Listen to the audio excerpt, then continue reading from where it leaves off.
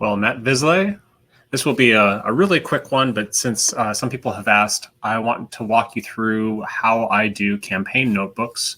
And I've been using the hell out of Notion.so, and particularly their database feature, and particularly the relationships between database features. So I'm going to show that off here.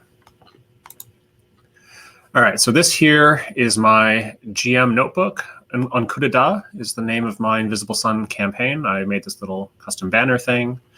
I have a bunch of quick links to things, and then just some system reference stuff, settings reference. I'm going to be mostly going through some of these items here.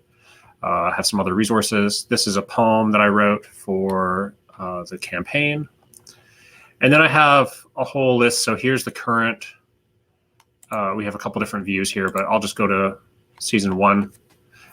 Here's a list of all the different sessions and who was involved in them. And then down towards the bottom here, I have a gallery of the different player characters that we are running with. So this is sort of the simple landing page, but really the heart of this is digging down into some of the other things. So first of all, I'll show off the player characters. You know, we've because of COVID, we've moved everything digitally, but even before COVID, it was a little tricky managing player sheets. And I think the biggest thing is because this is so player driven, it was really important for me to know the player sheets really well so that I could drop things in that really fit with their path to joy, with their NPC bonds, etc. So I'm going to show an example from a game that I played where this is my character sentence. So Erin was a connected gallant of the Order of the Vance who brandishes battle magic. She was a first-degree postulant. Some different notes and things like that, ideas for the future, etc. I had the paths to joy and despair just right prominently here, easily accessible. These are coming from the Forte and from the Order. Available cache. During gameplay, this is the area that's generally in use, so we can just tick these boxes as we gain injuries or add wounds, add rests.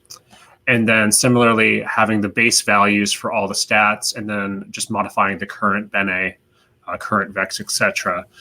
Is really easy. And this updates live, so I can have multiple people. I can have the player editing their own stats during gameplay, or I can do it. It makes it really easy to have transparency and also make sure that you're not messing up the value. You'll notice that I'm really heavily using the whole nested expanding menus. And the reason for that was really to be able to expand and collapse the relevant parts that you care about without changing pages. You can make sub-pages really easily in Notion, but I strongly value being able to not change pages and just expand and contract things. This is also basically an example of a mini database. This is a very small one, but I'll show you a linked one here in a moment. So here we have, passive effects, just as a reminder. I'm saying where this is coming from, the different skills. For the order, I'll often put in, notes about the order thing. I have a little link to a page that gets a little more in detail. Forte, we'll have a bit about the Forte, and then we'll have specific Forte abilities, blocked out like this. I'm just copying this from the books. Connections, you can see here, I'm a highly connected individual. PC bonds, here, this was session 0 stuff. We kind of break that out. NPC bonds, blah, blah, blah. The foundation, then we can drill down into house, neighbors, connections, points of interest. Character arcs, so this is my current character arc, and you can see which one was active. And then spells, and I can break this down into, here's Vancian spells that I know, some cantrips that I know, and then, break these out. Okay, this is a red spell, it's alpha, level 2, +1 die.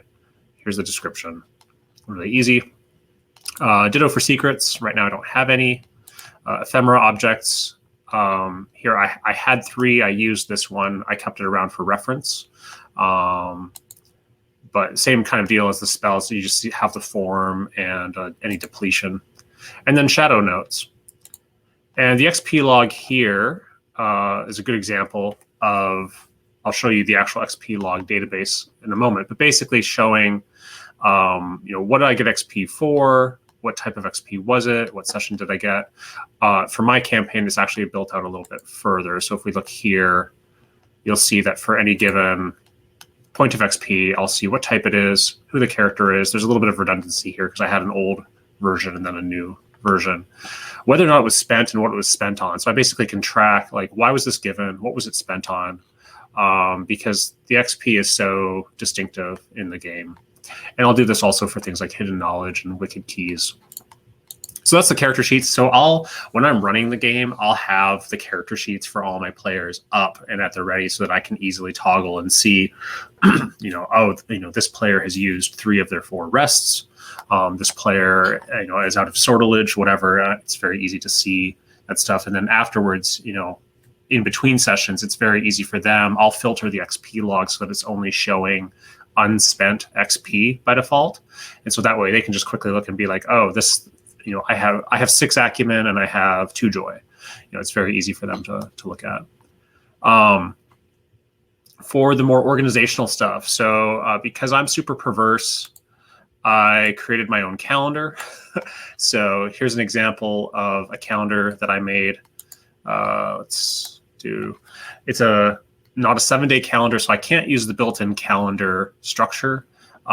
Technically speaking, Invisible Sun in the books does use a standard calendar with 7 days, so you could actually use a calendar view. If you click Add View, you have a bunch of different choices here, but that doesn't work for my weird custom calendar. So I actually just did the Kanban board and broke it down by the days of the week. So basically each row is a week, and then you can do different views. So like here in my session calendar is only showing days where something happened in one of the sessions, and the session that it happened in is linked here. And of course I made up, day names and month names and all that kind of stuff. But that's really easy then. So when I'm doing a session, let's go over to one of the session notes here. I'll pick this one. So session notes are great. Player visible is a checkbox that I will check once I've done my kind of final pass. So before, the session notes won't be player visible initially. And basically I'll use those as my rough and ready notes during the session. And then I tend to record the sessions, and I'll just kind of go through the recording afterwards and fill in things that happened that missed or that happened differently than I was expecting, kind of clean up the notes and then make them player visible so that people have an easy reference. But I've added some links here so I can see which players were here present, what locations were we in, were there organizations that were involved, were there NPCs or entities that were involved, and what associated arcs. And this is both the character arcs, but this is also like main story arcs that I'm running. And these are all, and then the date. So the date is linking to the calendar and it's showing all this stuff. And then was there XP associated with this, which this one's wrong, but whatever. And then you can just, plug in all your various notes from the session itself. But that way you have a nice little reference. So then when we go here, we can say, oh, these sessions happened on these calendar dates. So if I'm referencing something that happened a week ago, we can actually easily look at that and see, what happened a week ago. But more than that, you can also look at NPCs. And so with this NPCs here, I'll give you a couple examples. Here's just a list of the wardens of the different suns. This is a simple filter. So this view, I have all the NPCs in this database, but here I'm saying only show me wardens that are official from the books. Usually what people are looking at is the NPC gallery. Most of these are custom to my campaign. And I've just created a gallery structure here so you can easily look at reference images, see who these people are. I have a bit of a short description. This is the gallery view, and with the gallery view, you can say that there's a property on each. Basically, there's a property on each row that is a picture, and I can say that's going to be the preview. So that's how I'm getting the images. And then you can choose which of the fields. So I have a whole ton of fields, most of which are optional for NPCs. but I'm saying if there's a short description, show it. If there's pronouns, show it. If they're located at a specific place or if they're a member of a specific organization, show that. And these are also relationships. And if they have, key relationships. So for example, Cedric is Ward's sponsor, right? So those are linking to organizations and locations. So let's look at those. So organizations, for example, here, I have, again, some custom, like Spider Skein is one of our Weaver cells, but then you have the Pristine Guard, the Vancian Order. So the point of this is to have easy cross-references so that I can look at Spider Skein and say, oh, Hyacinth and Indra are both members of Spider Skein, or Aesop is a member of the Heptad Kavasa. Locales is the same type of deal, although I've really taken this a little further. So locales, I have a giant table of everything. Sorry.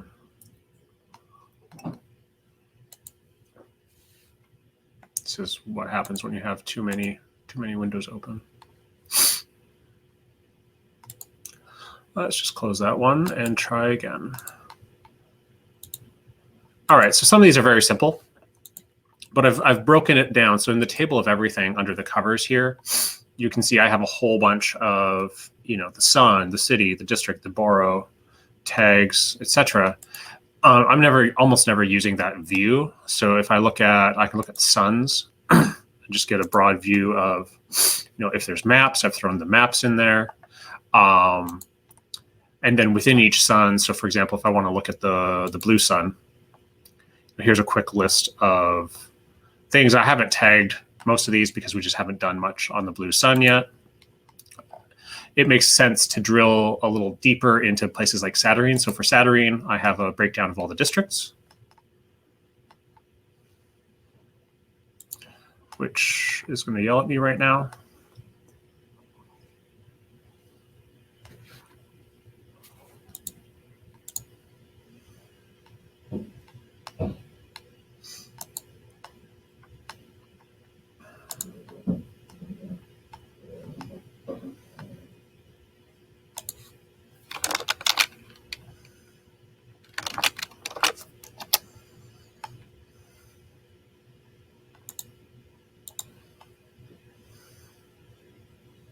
There we go. So again, I have a nice little map of all the districts. This is functioning basically the same way that the NPC database is functioning. But then what I've done is one of the great things with the database structure here is every record effectively is also its own page.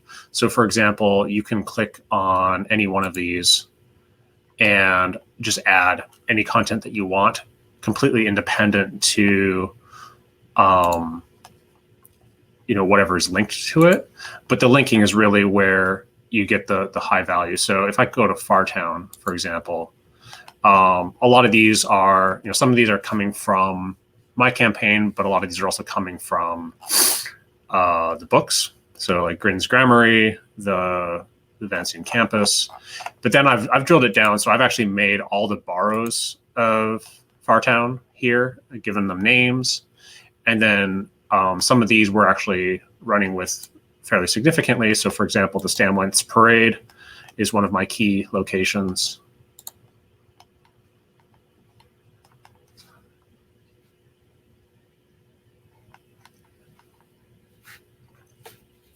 Apparently I'm tasking it a little too much or something.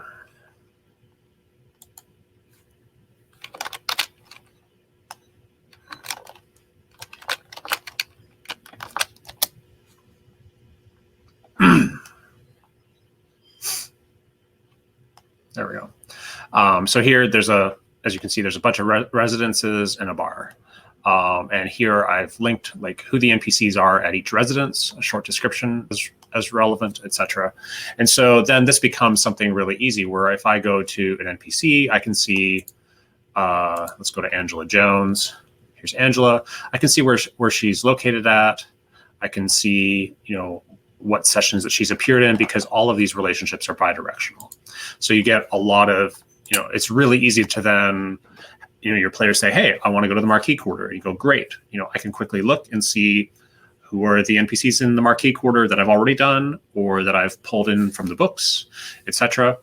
Now, I've also separated out the Bestiary. I've just started this. The concept of this is basically the same as the NPCs, but separating it out for just creatures and monsters and other like summoned entities and things like that. Kind of separate them out. I also have arcs where the idea is, the character arcs or the campaign arcs. And then here in the arcs, you'll see GM notes as well. So this is my running table of just all kinds of different ideas. And then I kind of just click and drag them around into, okay, this set of ideas makes sense for this session. Here's like the next few session ideas, and then I'll have like grab bags of stuff where, elsewhere in Saturnine or, near-term stuff, someday deferred, etc. That's kind of how and then my notebook is just my complete dumping ground. The other thing that I did is I pulled all the spells from everything over into a database. And so the great thing here is I can just take a look and say, hey, I want a spell that is level 6. I don't want it to be a advanced spell. And I want it to be where the sun is silver. So level 6 silver spell. And there we go. We have a few. So we can go, all right, Sigil Shield has a depletion, blah, blah, blah, came from the black cube. And that I've put in some homebrew stuff in here as well and stuff that I found on the internet. So basically the short of it is that, I freaking swear by this thing. It's fully searchable and I highly recommend it for your GM purposes. And that's all.